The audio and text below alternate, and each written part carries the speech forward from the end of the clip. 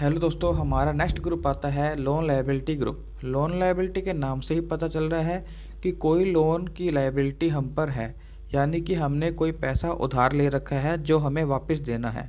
For example, हमने 10 लाख का loan bank से ले रखा है, तो वो जो लोन है 10 लाख रुपए हमें बैंक को वापस देना है।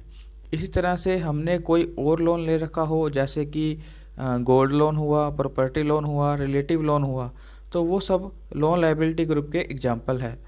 दोस्तों, जो लोन लायबिलिटी का ग्रुप है वो टैली में एक मेन ग्रुप की तरह है, यानी कि लोन लायबिलिटी एक मेन ग्रुप है। इस ग्रुप के अंदर दो और सब ग्रुप बने हुए हैं, एक है सिक्योर्ड लोन, एक है अनसिक्योर्ड लोन।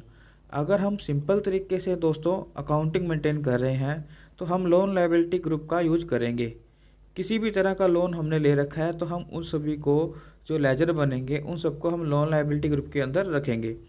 और अगर मान लीजिए हम अपने अकाउंटिंग को डिटेल में समराइज करते हैं, हमें रिपोर्ट्स बनानी होती है, हमें अलग अलग शो करना होता है कि कौन कौन से सिक्योर्ड लोन है, कौन कौन से अनसिक्योर्ड लोन है, तो हम लोन लायबिलिटी ग्रुप के जो सब ग्रुप हैं सिक्योर्ड लोन और अनसिक्योर्ड लोन, उनका हम यूज करेंगे और सभी लेजर्स को उनके हिसाब से सिक्योर्ड और अनसिक्योर्ड लोन के अंदर रखेंगे।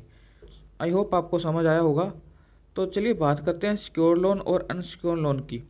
तो सिक्योर लोन वो लोन होता है जो हमें किसी चीज़ को गिरवी रखने पर मिलता है, यानी कि वो लोन जो हमें किसी सिक्योरिटी को डिपॉजिट करने के बाद मिलता है।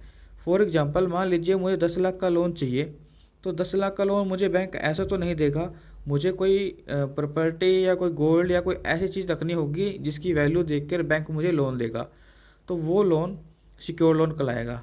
तो इसी तरह से अगर हम कोई सिक्योरिटी डिपॉजिट करने के बाद हमें जो लोन मिलता है और टैली में इसका जो लेजर बनेगा वो सब के सब सिक्योर्ड लोन के ग्रुप के अंदर रखे जाएंगे। इसी तरह से अनसिक्योर्ड लोन क्या होता है, जो लोन हमें बिना कोई सिक्योरिटी को डिपॉजिट करवाए, बिना कोई चीज़ को गिरवी रखे मिल जाता है। एग्जाम्पल के तौर पे मान लीजिए मुझे 50,000 रुपये की ज़रूरत है, तो मैंने अपने रिलेटिव से या फ्रेंड से 50,000 रुपये उधार मांग लिए, या फाइनेंस पे मेरे जानकार से मैंने उधार मांग लिए, जिसके लिए मुझे कोई चीज़ गिरवी रखने की ज़रूरत नहीं पड़ी, वो अनसिक्योर्ड लोन होगा। इसी तरह से इसका जो लेजर बनेगा टैली में, तो अनसिक्योर्ड लोन ग्रुप के अंदर हम उन सभी लेजर को रखेंगे। और लोन लायबिलिटी का तो हमने नाम से पता चल रहा है कि जो ये लायबिलिटी है ये हमारी क्या है, एक उधारी है, तो ये बैलेंस शीट के अंदर लायबिलिटी हेड में शो होगी। आई होप आपको समझ आया होगा।